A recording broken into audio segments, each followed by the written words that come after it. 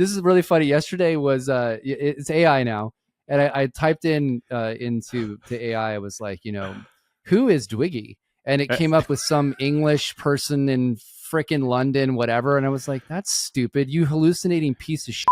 Well, get ready, Obi. The good news is coming. Listen up, crazy Obi. Uncle Keith? And it came up with Keith Robinson's the co-CEO of Nextome and blah, blah. He runs the podcast, Real Estate Insiders Unfiltered. So I'm like, you're hallucinating. It's wrong. I hate this shit. You talk about it privately. We talk about it publicly. This is the Real Estate Insiders Unfiltered podcast.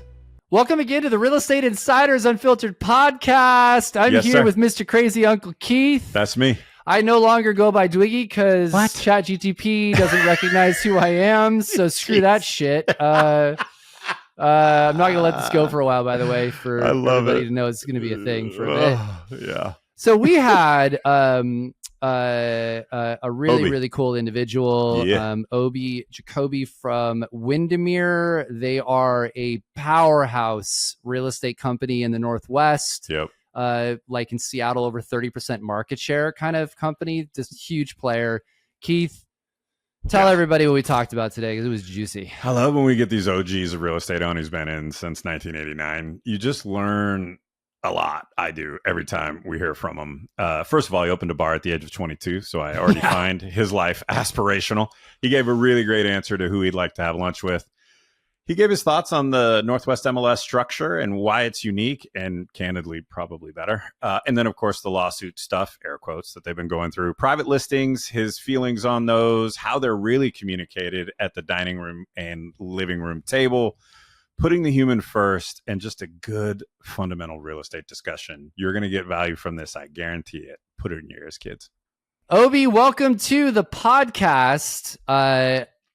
I just for viewers and listeners got to have the opportunity to hang out with Obi and his sister and her husband for dinner in Seattle a few weeks ago, which was awesome. I was on their home turf. We were just talking about Obi's history with the Showbox Theater and seeing Pearl Jam and Nirvana and like all of these amazing groups in the most cool place possible. If you've ever been to Seattle and go to Showbox, you know what I'm talking about. If you haven't, you should go. Meanwhile, I was just here editing short form videos for the podcast or whatever. Yeah. Nice life, James. Thanks. I know. So, well, look, we're excited to have you on the show. Certainly, you've been very vocal about some of the issues. We're going to talk about those. Been in the headlines, but I guess for people who don't know you, which would be weird, but if they didn't, give viewers and listeners like just a couple minute background on you, your family's history with Windermere, because I think it's a really cool story that people need to hear as well. So I'll turn it over to you, and you can start. Well, so. Thanks for having me, guys. This is super fun. I'll give you the abbreviated story, kind of longer. My dad bought Windermere in 72. I was 2 years old, and it was a 6-person company in Northeast Seattle. And what happened was he found some agents who really wanted to be professional in an industry that wasn't super professional at the time. Indoor, outdoor carpet, people smoking at their desk, maybe a little bit of whiskey in a coffee mug, at 2:00 in the afternoon. So he was like, shoot, I can build this really cool career and company out of building a more professional industry. And that was kind of his beginnings. I got my license in 1989. I was in college, and my dad promptly put me into one of our franchise owner property management companies, where that guy put me in a HOA management, which is the best part of property management.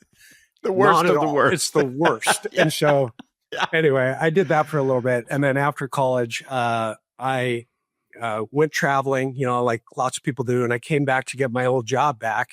And this space was for sale in the bottom of this building that my boss was managing. And it was an old nightclub. It was a comedy club. And it's 10,000 square feet. And I was 22 at the time. I went to him, I said, it's the early 90s. I said, hey, is somebody looking at this space? Because maybe I'll lease it, not knowing anything about anything. But I had been in the bar industry and restaurant as a cook at Red Robin and that kind of stuff. And so I said, I've got some experience. He said, this guy who owns a nightclub is thinking about leasing it. You should call. So I called him.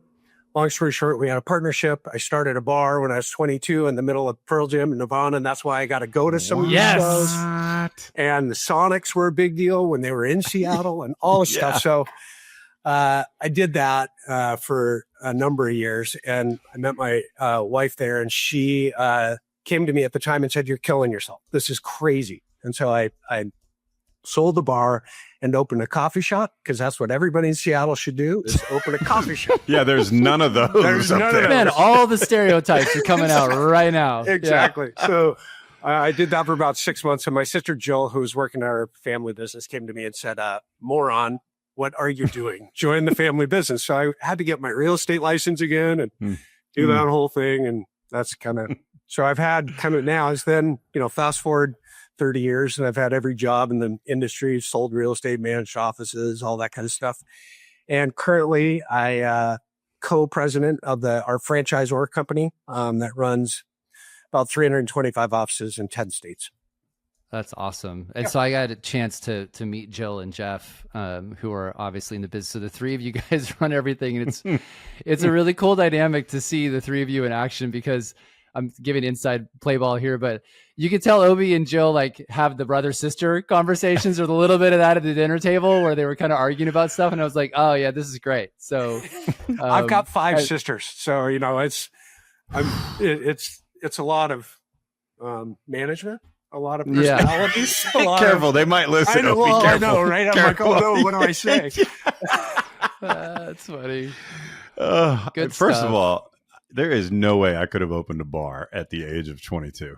I was lucky. I had a guy as a partner who was more, who had more longevity in the business. So I kind of followed him a lot. So it was nice to have a mentor, kind of like, our industry needs it.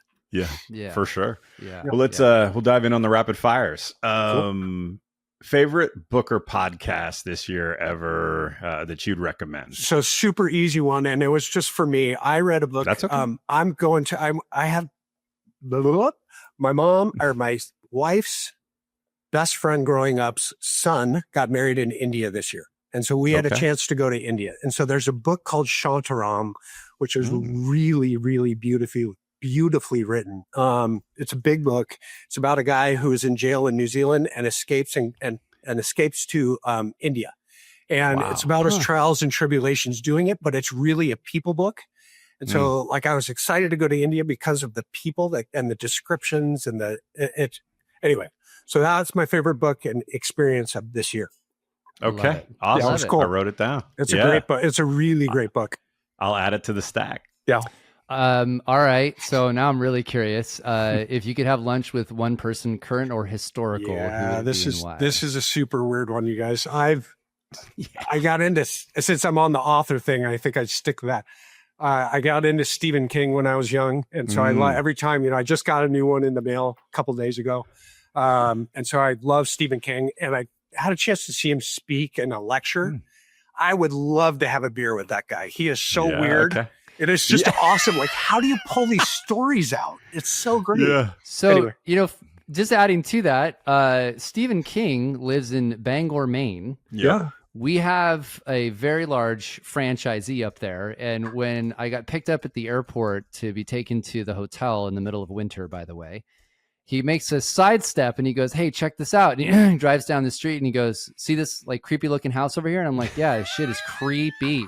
Weird fences, right? Stephen, weird fence. Yeah. Stephen King's house. Yeah. And it was literally, you could just go, somebody creepy lives there. And he goes, "Yeah, Stephen King." Was like, "Well, that makes perfect sense." So that's it. That's a good one, by the way. We haven't had somebody pick that.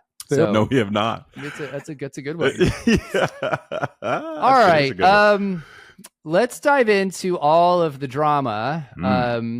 Which drama? I would really love for one day not having to have these conversations. But totally. I would love to start with just your take. I mean, look, I may get my numbers wrong here, but I know Windermere, you guys are a major player in the Northwest. Yeah. It's like 30% market share in some. Yep. Okay. Yeah. So you guys are. And higher in luxury. Dog. Yeah. And so you're the big dog. And that's part of the reason why we wanted to have you here, because I think there's going to be some really good topics to talk about when we're having this discussion. First, just give us a real quick view. I'd love your take on just what's real estate like in the Northwest right now? What are you seeing? What are concerns that you've had? I'd love your take since you guys are a massive player in that market.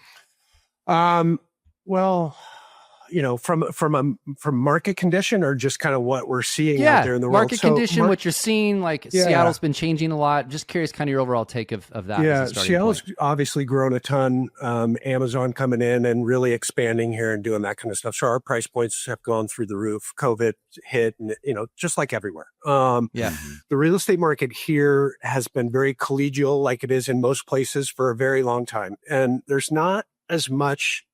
From my standpoint, not as much movement from brokerage to brokerage out there for agents as I see in places like California. There's a lot more movement brokerage to brokerage.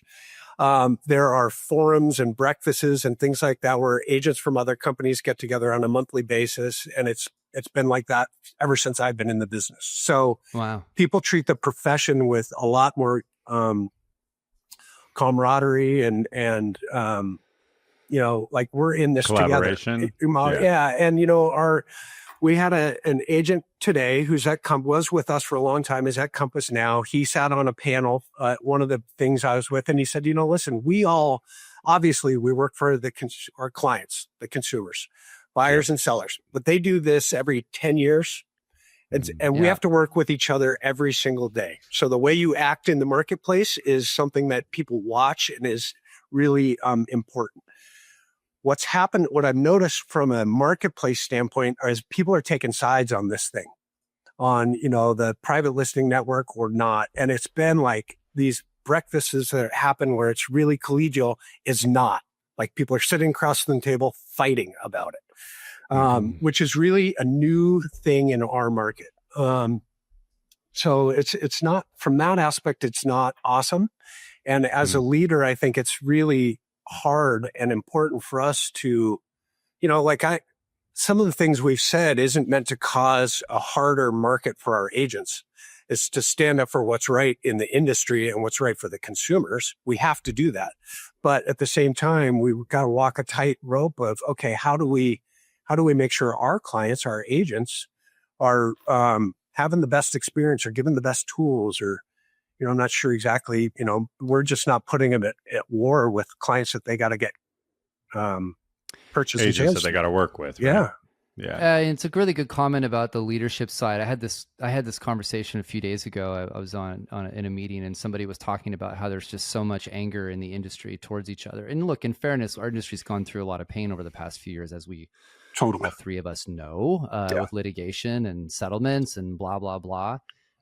But it feels like there's more division than there's been in a long time, people taking sides. And I commented back, I said, I think that it's a fair statement to make, but there's really only a few people that are causing that kind of division in the industry right now. Most of the rest of the industry is just trying to serve their clients and do things, the right way. Yeah. So what's interesting to me about what you're saying is that you guys are doing things that I'm going to call it the way the industry used to be everywhere else, and has changed a lot, not necessarily for better, but right. So you're finding that these forums, there's a lot more angst and no question. It's the same in social media where people are fighting over words on a screen. It's spilling over into the boardroom.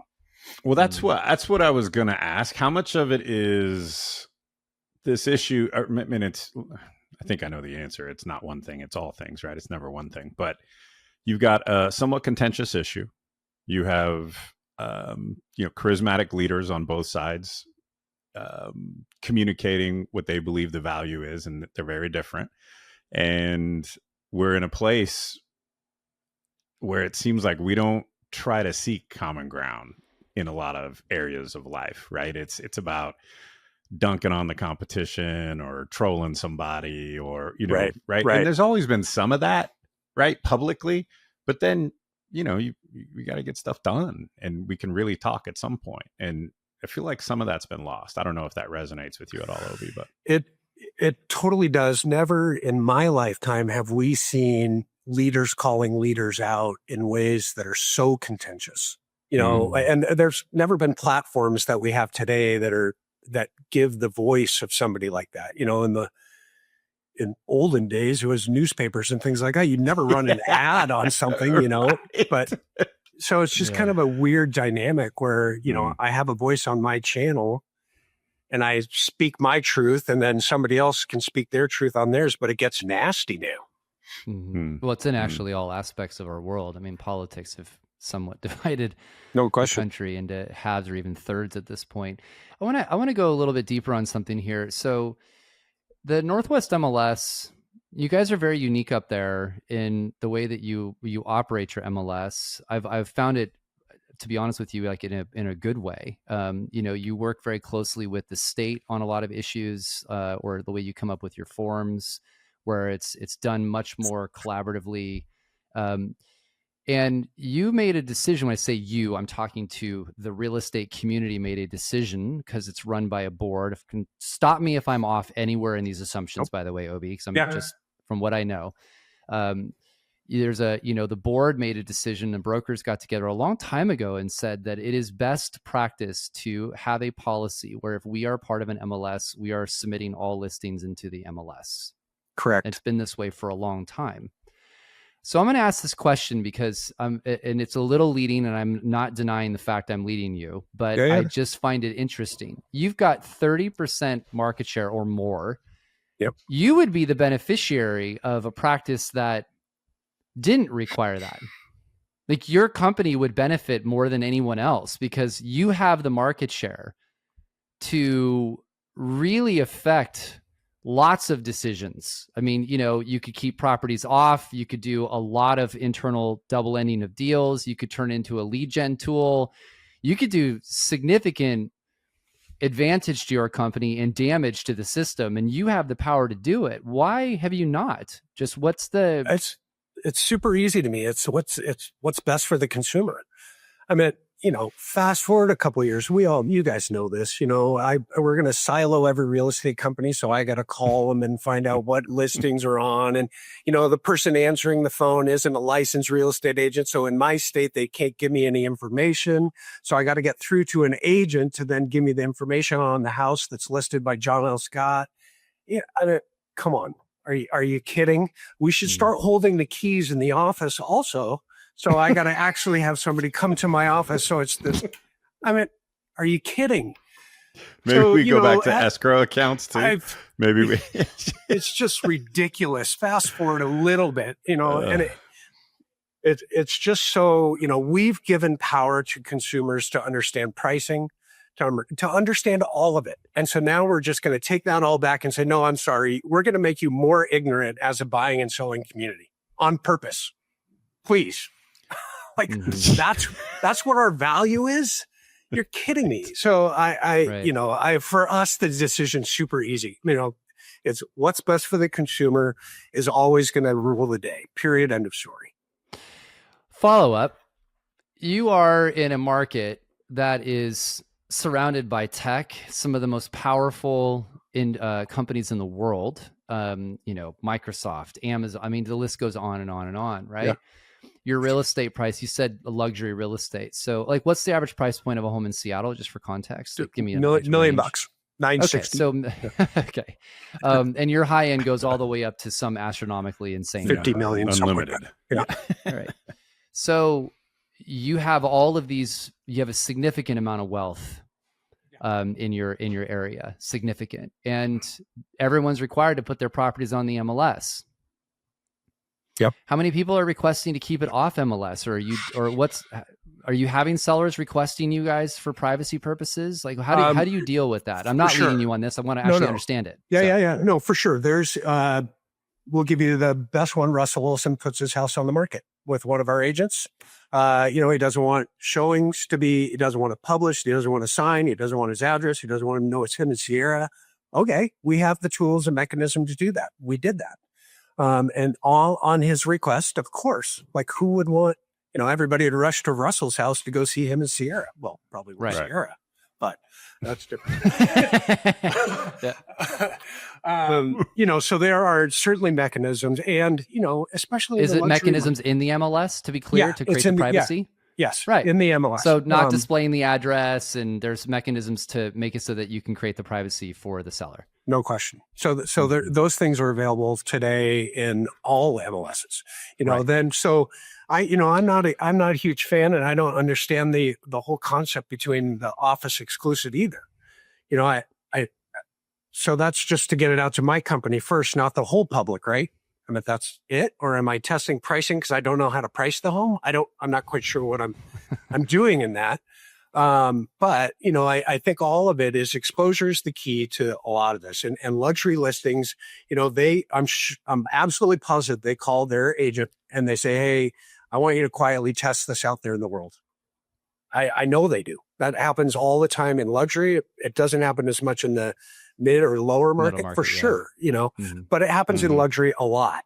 And I get it. Like that just happens. But to have a whole system that caters to all private doesn't make sense to me. Mm-hmm. So just to follow up on that, you tell the seller that it goes in the MLS, but it's only visible to the agents that are members of the MLS. We can set up all of these processes to keep your privacy. And have you had anybody push back on that? Not that I know, but I'm not in the market. You know, but, I think, but it hasn't come up to your desk, basically. No, it hasn't come up to my desk. And the reality of it, you know, a 3-step marketing plan with that process in place to go, you know, we're going to keep it exclusive. We're going to send it to our offices, but nowhere else. Then we're going to publish it to the world is just a marketing plan led by an agent with no seller input, period. So the sellers that are choosing private listings aren't doing it because they're raising their hands going, I want a private network. They're doing it because the agent says, this is what's best for you. End of story. That's it. So if they said, hey, it's best for you to go into the Seattle Times in a newspaper ad and do a full page ad, that's what's best for you. The seller would go, do I have to sign something to do that? Let's go. Mm-hmm. Right. What are your thoughts on the filing of the lawsuit against the Northwest MLS? I know I've read some articles on this that you're not a member of the board. So no, the board, I mean, you know, the board at the Northwest MLS is 16 seats, all voted upon by the members, not by the heads of companies or anything else. I don't get together with my board members to discuss anything about what's going on at the MLS. I trust that the members on the board are making the best decisions for the industry. So the lawsuit is a member suing himself because he owns part of the Northwest MLS is broker owned because he didn't get more control of this. And then, pardon me, but he had his one representative who had won her board seat on the MLS. She quit on her own volition, and he made it into that she quit because she wasn't getting what she was getting ousted by the board. It's like, and she came out and said that's absolutely untrue. So the lawsuit itself, in my opinion, under the guise of seller's choice, is go talk to a seller. No seller is saying, I want a private listing network. They're doing what the agent says. I don't know. I mean, do we give sellers choices on other things? Like, can I change the listing input sheet? That's the seller's choice to change it. And we currently say no on the forms. There should be a lawsuit against that because that's not seller. That seller should have the choice in redrafting all of the forms that we offer. Yeah. That's how ridiculous it is.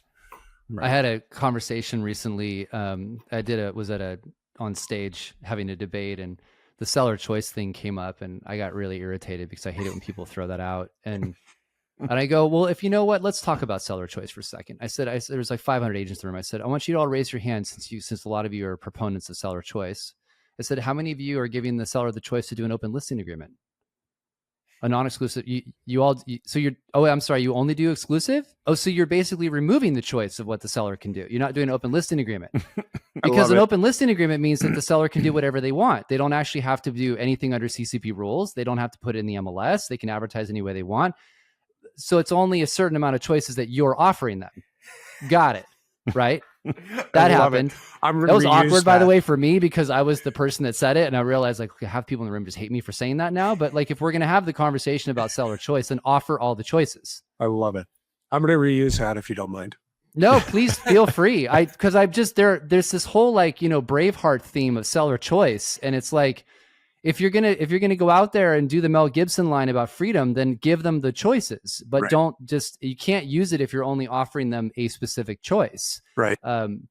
But I mean, it's amazing to me. So on that same part of this, 48.2% in the same lawsuit, by the way, according to to Compass for context, they say that 48.2% of all listings outside the Northwest MLS end up in the 3-phase marketing plan.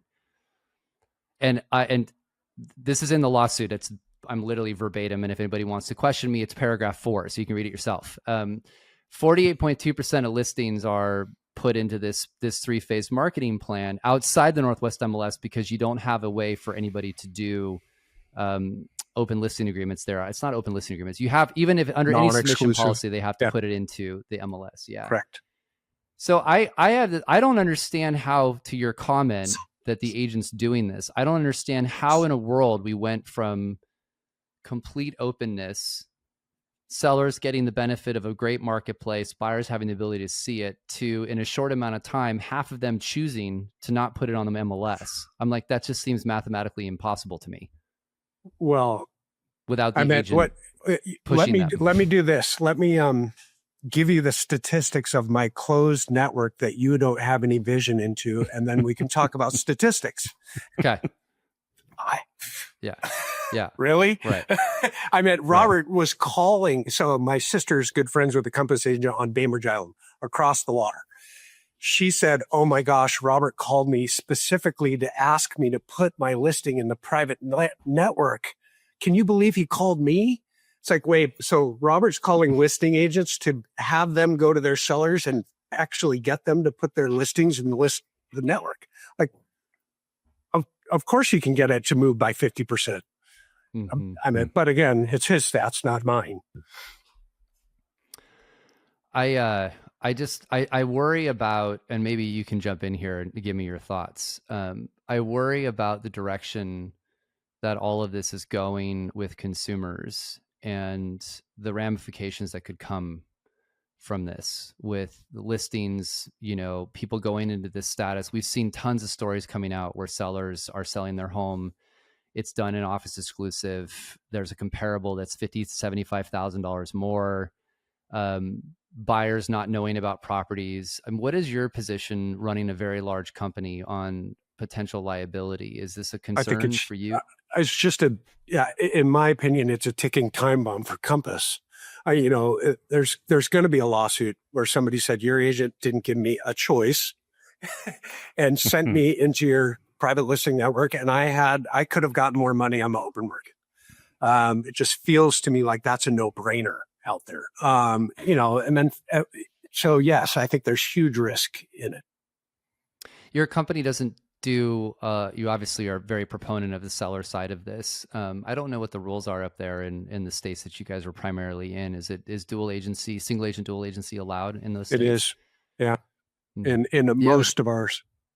And do you have any, just curious, your thoughts on that? On like, is it a practice you are for, against, or neutral on? Like, what's your take? I'm not super this is going to get me in trouble because I'm not really neutral. I'm not neutral on it. I don't think it's good. Sellers and buyers hire us for our expertise. When we give away the option of that, then I just think, okay, that's I'm supposed to be your proponent. I can be a dual agent and I can't say anything. I'm just facilitating a deal. That isn't the best for the seller or the buyer that isn't the best for the seller or the buyer. In certain instances, it is. I want to buy my neighbor's house. I know the house. I don't care. Help me facilitate that. Be a dual agent. I'm a builder and I want to do something. If I had my druthers, we'd do away with dual agency, but it's a reality of the market that I don't think we can. I think I challenge people. We challenge people in our own company to say, hey, the firm in Washington State, for instance, the firm is the dual agent and the agent is the dual agent, right? So, but in instances where there's a listing agent and they have a buyer for it, we're like, no, you got to refer that to somebody else. You got to serve your seller and vice versa. It's just.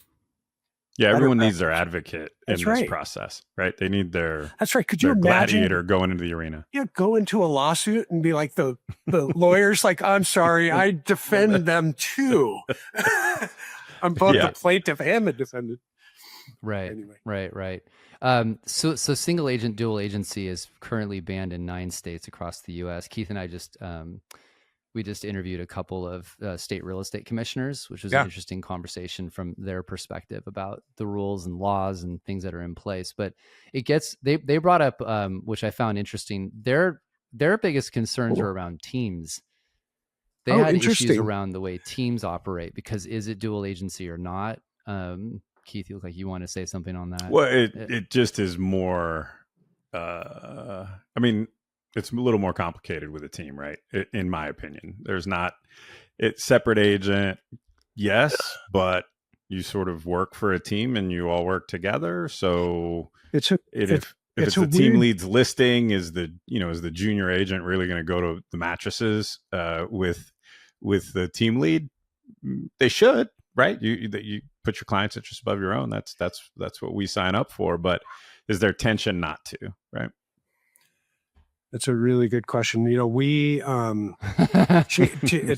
it's funny because you could say an office is a team, right? I mean, some teams get so big, they are offices. They're bigger than mini offices, right? Way bigger. Yeah. And so the distinction is there's a lead who's driving leads to their team, right? Well, and oftentimes they run everything through the XYZ team name, right? Right, so exactly. That starts to feel like single agent dual representation versus in an office, you don't always do that, right? Everyone's got their own brand they're promoting. Yeah. The other one that was brought up, which I also found really interesting, was when they asked one of the agents who their broker was, they named the team lead. And the commissioner's like, that's not your broker. Yeah. They're like, yeah, no, it is. They're like, no, it's not your broker, actually. Which this oversight thing is of interest. They had some conversations around how they're worried about how you can supervise somebody when you don't actually meet the person or see the person in person. That was an interesting comment that they made as well, just with obviously moving more towards cloud-based companies. So, the oversight thing was big. I have a question for you too, both of you, because you both have strong opinions on this, which is great. And I'm not saying this debate is over. I feel like it's close to over, but for a lot of reasons, we can get into that too if you guys want. But as an industry, did we do this the right way? Did we go through this process the right way? Did we? Which process? Meaning the discussion around CCP and the changes that were made and the way that all of us as an industry approached it. Like, are we better on the other side of this as an industry? No, well, no is the answer, in my opinion. Yeah. I think it was done terrible. But, I've got a lot of issues with NAR and the amount of committees and the amount of people involved. And I mean, it's got to be one of the hardest organizations in the world to run, just from a corralling your volunteer standpoint. Just that alone would be difficult. So, no, I don't think I'd love to hear James before I ask a question back to you. You go. Okay, fair. Yeah. I don't. I feel like we've had a massive lack of leadership at the top, starting with NAR, moving all the way down. I feel like lawyers have been running the show for too long. Keith, you know this. I'll repeat it back for the viewers. And look, it's funny you asked this question. I'll put myself on the spot. Why not? Who cares? I've been incredibly loud in opposition of what's been happening. And do I regret some of it? Maybe. Looking back at some of those things going, yeah, maybe that probably wasn't the thing to post. On the other side of it, there was so few people saying anything that were speaking up candidly for the masses of people, because I know I'm on the right side of history with this. Yeah. But everyone's so damn scared to say anything that, it's like the bullies in the room bullying everybody. And it's like, all right, cool. I'm happy to get in the ring with you. And so I don't think we have, and I will say in comment, we're still missing leadership from top down. Like, it's still not there. We don't have a unified voice. I think everybody's worried about the quote unified voice. I mean, for everybody's listening, you can be unified. You just need to watch antitrust issues. It doesn't mean you can't come together on an issue and like have a common voice on it. So, it's certainly a lot of stain. We're certainly a target. The media, as you know, yeah, has been so awesome to our industry. Yeah. Well, I'm glad Obi stepped up though. Just my final comment is like when he stepped into the ring too, I was like, shit, dude, here, take a couple rounds. So I need a break. Somebody else take some rounds. Yeah. Yeah. Hey, yeah. How do you guys feel about Howard Hanna's letter to NAR? James, you go first. Why don't you go first? I always go first. No way. Look, I know Hobie really well. Yeah. Like, I know him really well. I think that he is very unhappy.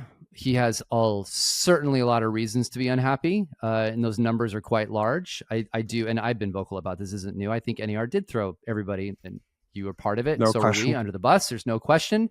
That settlement could have been handled so fundamentally different than the way it was. But look, it is what it is. I think he's pissed. He's got a family, just like, Obi has a family legacy. I know they spent a ton of money defending something that they didn't do wrong, like most of us. Yeah. And he's probably, I think some of it's logical in that he wants to figure out how to fix his coffers. I'm making tons of assumptions here. I've not had this conversation, just for prep for context. Yeah.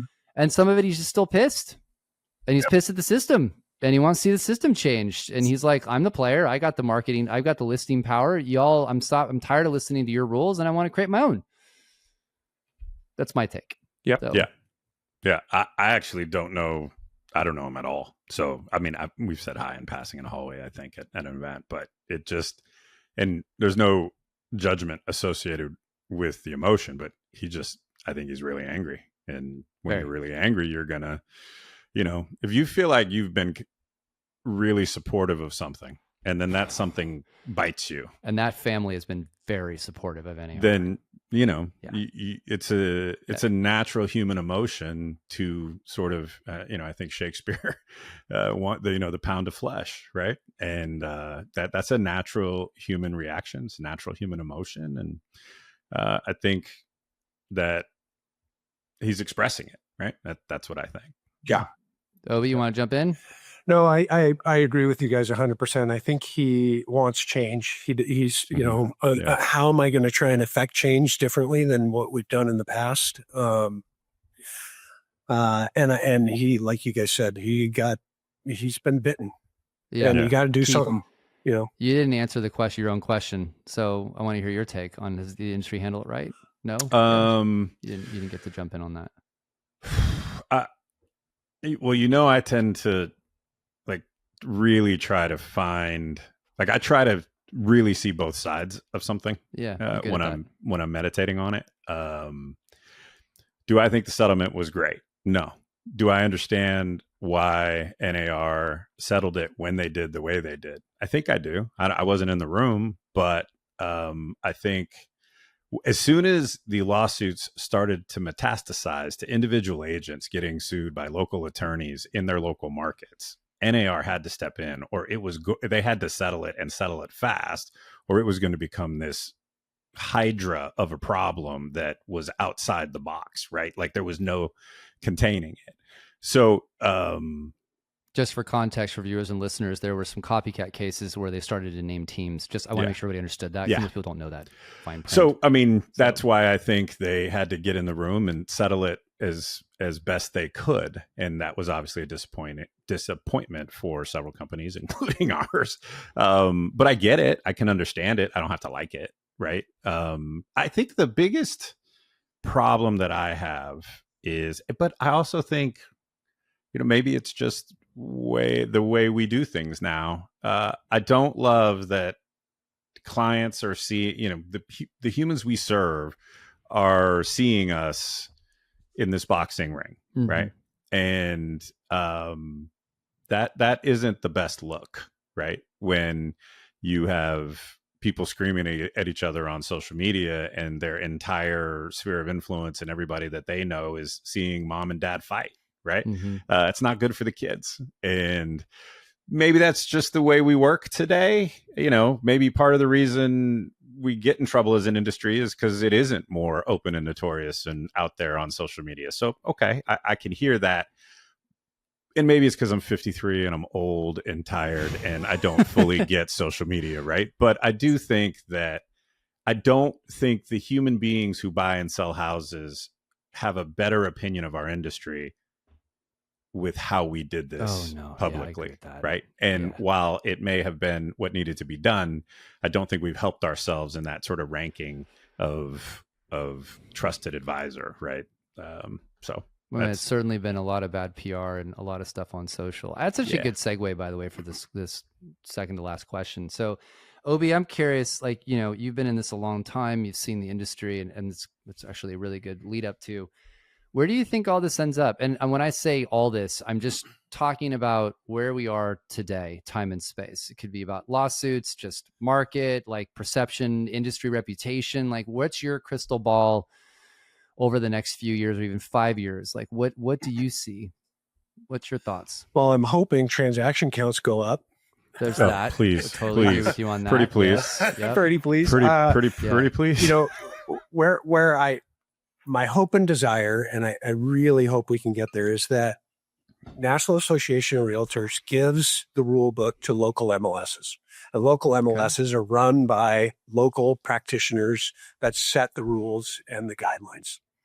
And that, to me, the way Northwest MLS has always been viewed as a leader in the MLS industry across the country. Almost every year I've ever been in real estate, that's the case.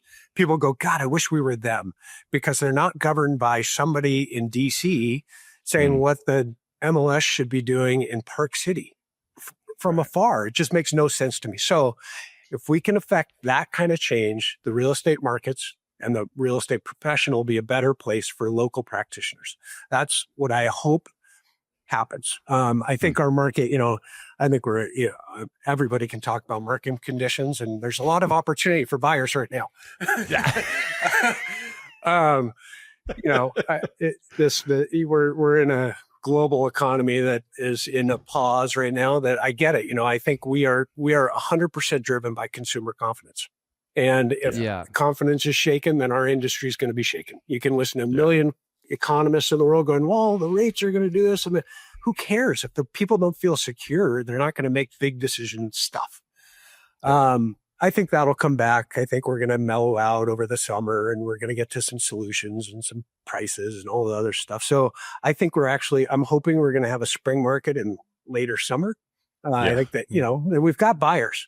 We've got listings now. We've got buyers. It's just people are pausing because of uncertainty. So from market conditions, so MLS, I actually think NAR is going to get better over the coming years, because they will give up the control and they'll focus on the lobbying and the things that are good for us as an industry and consumers in general, which is where their strong point is. Like if I could say my state and local association is fantastic. They help us. They help the consumers through all sorts of legal stuff that's going on at the legislature. And nationally, that helps us too. So I think they get stronger by releasing some power. I don't know. I think we're in a little bit of, you know, I've gotten way too into AI lately, and it's just freaking me out. I don't like it. You know, it's just, oh man. So, you know, I watched a video yesterday that was there was like a commercial at an electric car company conference that 100% AI was 100% AI, and you would have not known. You can't. It literally looked like somebody was interviewing a bunch of people at an electric car conference. It freaked me out. Where does, you know, we're a pretty slow industry to adopt and change and do. And so the tech that's going to hit the world is going to hit us later. But, you know, do we have a keyboard in 3 years? I mean, just a simple thing like that sounds incredible. So anyway, I'll stop rambling. No, that's interesting. It's a good comment. Let me do this, and I'll let Keith take us out on the final question. Do you believe that AI is going to enhance the realtor value proposition, or decrease it, or somewhere in the middle? Like, what's your take on where the agent ends up? And I know short term, we all know that's not going to happen right away, but let's say long term. No. You know, our business is such a hand-holding business, and something that's done so infrequently that, you know, that's like saying our therapist going out of business, because that's really our job is massive therapy. especially in changing markets where it because listing times become more difficult, or and on the opposite side, obviously buyers over the last bunch of years. So is the Ring camera going to let me into the house someday? Maybe, but our value isn't letting someone in a house, right? Right. And because is a seller going to want just some rando? Totally. Yeah. Like, am I going to have a deeper knowledge base on my agent on the other side's negotiating tactics? Probably. Is that good for my seller or buyer? Probably. If that's in a closed environment, does that happen? Nope. There's worries out there and lots of different things that we are all, I'm sure, thinking about the future of what this looks like for an agent. Should I, as an agent, I should stop doing the tasks that take me all sorts of time and start having meaningful relationships with my people? That sounds like AI is going to enhance my life. You know? So I don't think it's something that I'm not stressed because I'm worried about my job. I'm stressed about what should I be worrying about for my agents so they can do their job better. Yeah. What tools do they need? Where does it fit today? How does it really benefit you can them? see a world where it's like, hey, please add Keith into my CRM to Siri. And they go find Keith and go, do you mean Keith on 123 South Street? And Keith's wife is Ann and is, Yeah. Or do you mean Keith that you met with at 10 a.m.? Right? Yeah, exactly. So, proximity of you. Yes. Yeah. No, give me all chills on that one. It's an interesting world, man. Like Keith's been pushing me hard on AI, and I finally have been. I was already in it, but like not to the go off the deep end. I'm tired of talking about, and this is going to pretty much be the end of me ever talking about CCP or private listings ever again. So I got to find something else that I can just go pontificate on.